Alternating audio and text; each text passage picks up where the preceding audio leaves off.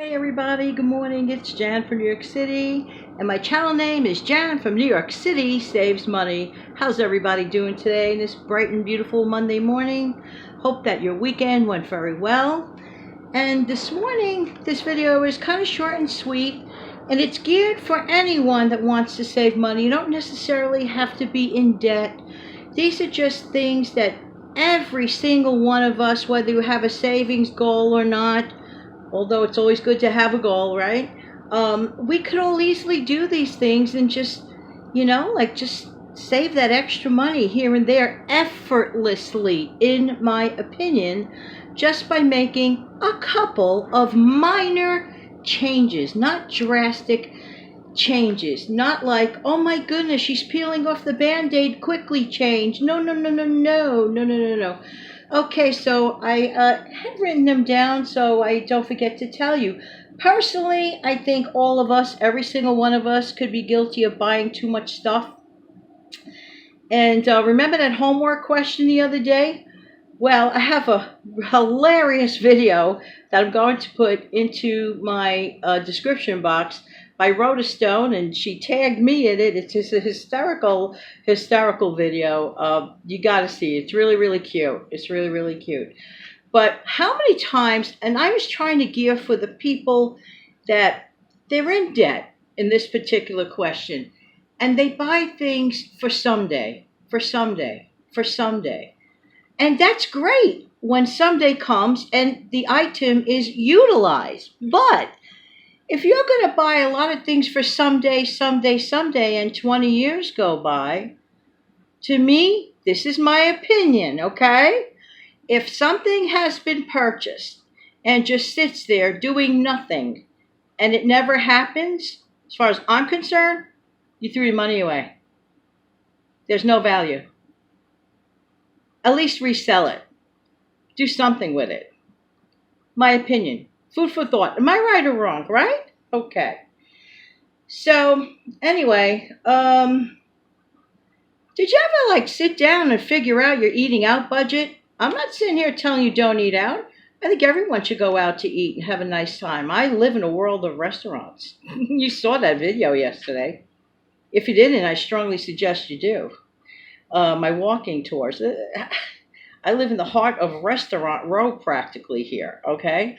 So for me, the temptation is constant. It's constant. But the question is, how much is okay?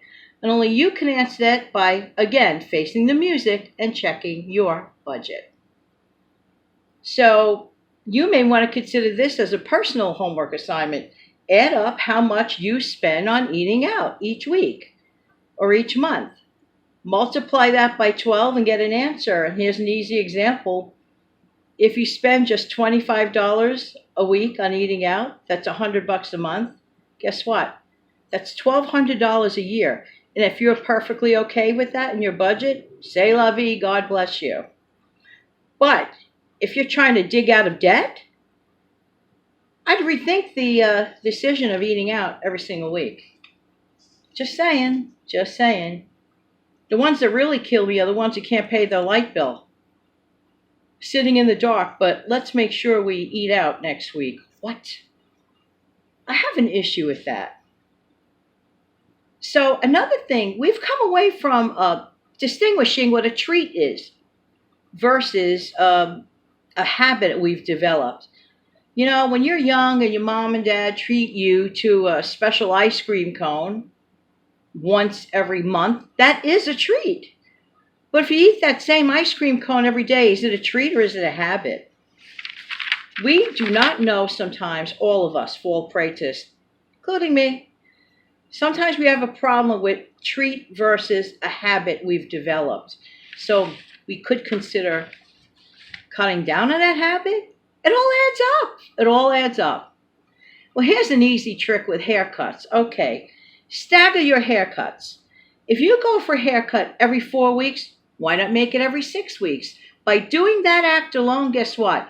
You reduce your expense of haircuts from 13 cuts a year to 8, depending on how much you pay for a haircut, including the tip and including the cost of transportation, not to mention the time. Just saying, just saying. These are easy, sneaky ways, pain-free ways to save money. Really? 2 weeks? Stagger it 2 weeks longer. Your hairdresser may not even notice.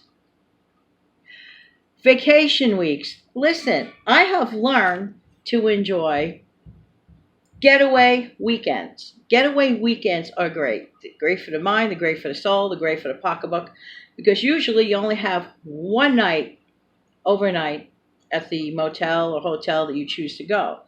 If you can afford the whole week vacation deal, that's great, and you could save up all year for doing that.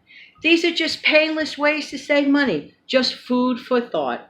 Okay? Okay. Let's not so much worry about excessiveness. And that's another video. I think we live in an excessive world in too many ways. Okay? Okay. Hey, come back tomorrow for the Save $10 Tuesday show.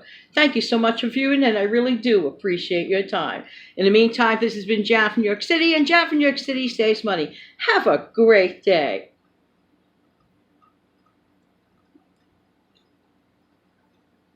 This isn't shutting off. This is funny. I'm not bleeping this out. Oh, too funny. Watch out for the finger.